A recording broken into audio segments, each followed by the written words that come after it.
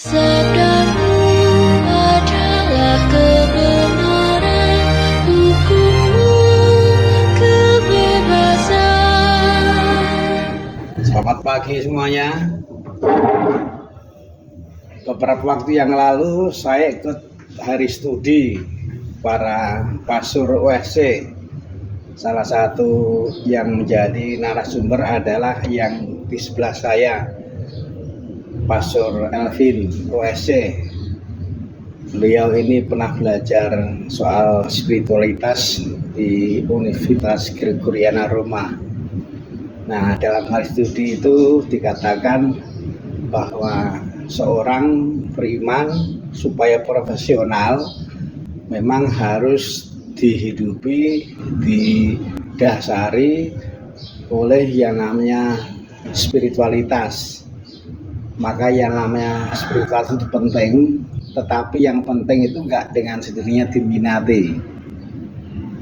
Saya percaya bahwa gereja apapun namanya, tak terkecuali paroki, pengurus dan aktivis itu memang juga dipanggil untuk profesional, yang berarti juga mendasari pelayanannya dengan yang namanya spiritualitas. Masalahnya adalah enggak dengan sendirinya yang namanya pengurus, aktivis atau siapapun yang terlibat dalam kegiatan tertarik, berminat terhadap spiritualitas. Saya bersyukur dikunjungi oleh saudara saya seordo, Pastor Elvin OSC, sosok yang sekali lagi pernah belajar secara khusus soal spiritualitas sampai di Gregoriana Roma dengan hasil yang bagus. Dan pagi ini saya mau ngobrol dengan beliau, mau bertanya bagaimana cara membangkitkan minat terhadap spiritualitas itu. Silakan Pastor Elvin. Ya, terima kasih Pastor berkatmu. Jadi cara meningkatkan spiritualitas itu sebetulnya sangat sederhana. Contoh Yohanes dari Salib pada suatu ketika ditanya bagaimana cara menulis oleh orang-orang di sekitarnya, bagaimana cara supaya menggemari studi, bagaimana cara supaya kita itu rajin membaca. Lalu Yohanes dari Salib, seorang mistikus dari Spanyol, mengatakan bahwa belajar membaca dengan membaca, belajar menulis dengan menulis. Artinya dengan cara sederhana, dengan menghidupinya, kita akan bisa memperdalamnya. Bagaimana meningkatkan spiritualitas? Caranya sangat sederhana. Kita harus membiasakan diri untuk berdoa. Jadi jangan malas untuk berdoa. Rasakan bahwa itu bukan merupakan suatu kewajiban bahwa kita harus beribadah, bangun pagi-pagi ke gereja setiap minggu bukan sebagai suatu kewajiban, tetapi rasakan itu sebagai suatu kebutuhan, bahwa jiwa kita itu akan kering. Kita butuh untuk selalu berada di dekat Tuhan, karena Dia, seperti yang kita dengar dalam Mazmur, adalah sumber air segar, adalah rumput yang hijau bagi jiwa kita. Atau kita ini seperti ibaratnya domba yang kelaparan, domba yang kehausan. Kita membutuhkan sang sumber air, sang sumber kehidupan, yakni Tuhan sendiri. Mungkin bagi kita masih sulit merasakan bahwa Tuhan itu, relasi dengan Tuhan itu adalah suatu kebutuhan, tetapi kita harus membuatnya menjadi suatu kebutuhan itu, karena kita menyadari bahwa kita ini manusia itu bukan hanya terdiri dari badannya saja. Badan kita punya kebutuhan primer: pangan, sandang, papan, makanan, pakaian, dan juga rumah tempat berlindung. Tetapi kita juga manusia rohani. Jadi jiwa atau kerohanian kita juga membutuhkan makanan. Nah, itulah kehidupan rohani. Ya, kita menyadari bahwa kita memang sangat membutuhkan.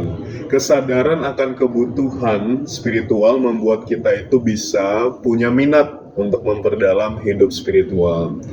Dan setelah kita punya minat, kita akan merasakan hidup rohani, hidup doa itu bukan hanya sebagai kebutuhan, bahkan lebih dalam dari sekedar kebutuhan menjadi suatu kerinduan. Jadi orang yang rindu, orang yang mencintai sesuatu akan mengorbankan segala sesuatu untuk mencapainya. Mungkin ketika kita sedang capek, lelah bekerja di ladang atau di sekolah mengajar, di tempat-tempat lainnya, kita punya kerinduan untuk terus datang ke gereja, untuk terus berdoa. Kenapa? Karena relasi kita dengan Tuhan sudah sampai pada tahap tertinggi, yaitu kerinduan. Seperti orang yang sedang berpacaran, kalau rindu, maka segala aral melintang, segala hambatan akan bisa dilalui. Jadi tidak ada lelahnya. Mau hujan, tetap dia ngapel, begitu, tetap mendatangi orang yang dikasihinya, begitu. Kalau kita sampai pada tahap mencintai Tuhan, maka kita akan punya kerinduan kepada Dia. Jadi hidup rohani itu sekali lagi ada dalam 3 tahap, kewajiban, kebutuhan, tapi yang terdalam adalah kerinduan.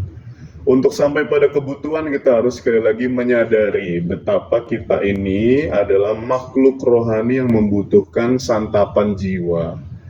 Dan untuk sampai pada kerinduan, kita harus senantiasa konsisten untuk berdoa. Kita harus belajar mencintai Tuhan dengan cara juga mensyukuri hidup kita. Mensyukuri, menyadari bahwa kita sudah dicintai Tuhan. Dengan demikian kita bisa mencintai Tuhan yang pertama-tama terlebih dahulu mencintai kita. Nanti kita akan punya kerinduan terhadap Dia yang kita cintai itu. Jadi begitu kira-kira Pastor Bekatmo. Ya. Terima kasih. Dulu Pastor Elvin pernah sharing kepada saya di sini juga, bahwa buku utama untuk spiritualitas itu adalah kitab suci. Betul ya? Nah, banyak orang yang sudah punya kitab suci, banyak orang yang kalau diajak ngobrol itu mengatakan bahwa memang kitab suci penting, tapi kok sangat sedikit yang punya kerinduan untuk menekuni membaca kitab suci.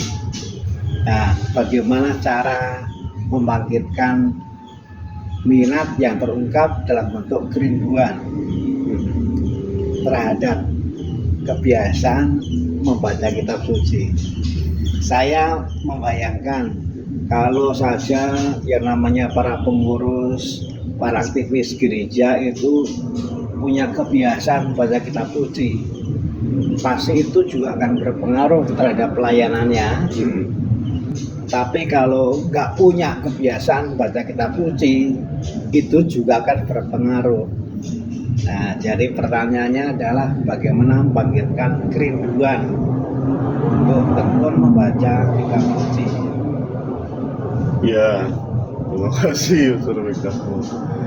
Jadi supaya kita rindu membaca kitab suci, pertama-tama kita harus menyadari situasi keberdosaan kita, ya, bahwa kita itu butuh sekali sabda Tuhan untuk membuat kita menjadi segar kembali, karena dosa-dosa kita, kesalahan kita itu membuat jiwa kita kering. Maka kita harus menyadari bahwa kita butuh pertobatan, butuh suatu penyegaran. Kita menyadari dosa-dosa kita akan mencari sumber. Kita akan mencari suatu sumber air, yaitu kitab suci itu sendiri. Sama seperti yang dialami oleh Santo Agustinus ketika dia merenungkan dosa-dosanya, kemudian dia mendengar suatu suara penampakan dari Tuhan, ya, tole lege, artinya bacalah, bukalah kitab suci dan bacalah. Dan karena itu sebetulnya kerinduan untuk membaca kitab suci juga merupakan rahmat dari Tuhan. Kita bisa membangun niat karena kita merasa berdosa, kita menyadari kekeringan rohani, kita kemudian berniat untuk baca kitab suci. Tetapi niat kita itu seringkali bisa luntur. Kenapa? Karena kita tidak mengandalkan Tuhan. Jadi kita juga butuh panggilan dari Tuhan untuk bisa memperdalam hidup rohani, untuk rajin membaca kitab suci. Kita butuh rahmat dari Tuhan. supaya punya konsistensi atau komitmen. Bukankah Yesus sendiri juga berkata dalam Injil Yohanes 15 bahwa aku yang memilih kamu, aku yang memberikan sesuatu kepada kamu, kekuatan kepada kamu, minat kepada kamu, komitmen kepada kamu. Bukan kita yang pilih Tuhan, tapi Tuhan yang memilih kita. Oleh karena itu, memang kita itu dalam menjalani hidup rohani akan selalu bersifat fluktuatif, artinya turun naik, tergantung pada mood, tergantung pada kondisi situasi. Tetapi kalau kita mengandalkan Tuhan, mengandalkan rahmat-Nya, maka kita akan bisa konsisten menjalani hidup rohani. Kita akan menjadi orang yang rajin membaca kitab suci, karena memang itu sangat penting. Ini sisi rohani gitu ya.